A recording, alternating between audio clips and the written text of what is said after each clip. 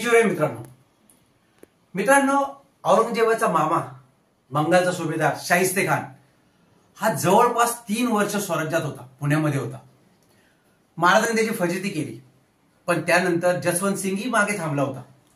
आणि ह्या कालावधीमध्ये स्वराज्याचे अतोनात नुकसान झालं होतं. खूप आर्थिक नुकसान झालं होतं. हे आर्थिक नुकसान भरून काढणं फार गरजेचं होतं. म्हणून महाराजांनी एक योजना आखली, ती म्हणजे सुरत लुटायची. सुरत हे मुघलांचं एक मोठं व्यापारी केंद्र होतं.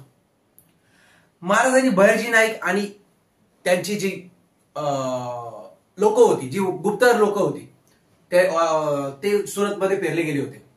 आणि सुरतची इत्तंभूत माहिती महाराजांना आज मिळाली होती. खडानखडा सुरतेची माहिती आज महाराजांकडे होती. आणि महाराजांनी योजना आखली ती सुरत लुटण्याची.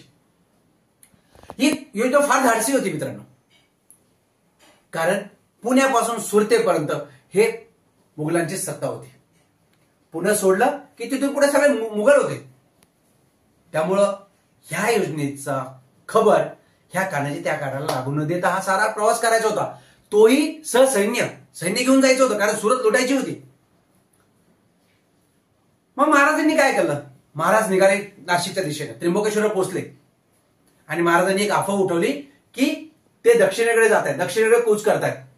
त्यामुळे काय झालं मित्रांनो, दक्षिणेकडे जे मुघल सरदार होते ना, ते तयारीत राहिले की शिवाजी येतोय, आपल्याला तयारीत राहिलं पाहिजे. आणि ही अफवा उठवल्यामुळं सगळे दक्षिणेकडे कॉन्सन्ट्रेट झाले. सगळ्या मुघल सैनिकांचं दक्षिणेकडे लक्ष लागून राहिलं. आणि दरम्यानच्या काळामध्ये महाराजांनी कूच केली ती सुरतेकडं. तर मित्रांनो, आपला आजचा प्रश्न आहे की महाराजांनी मुघलांना भूल देण्यासाठी आपण दक्षिणेकडे कुठल्या शहराकडे कूच करत आहे अशी अफवा पसरवली. आपले पर्याय आहेत.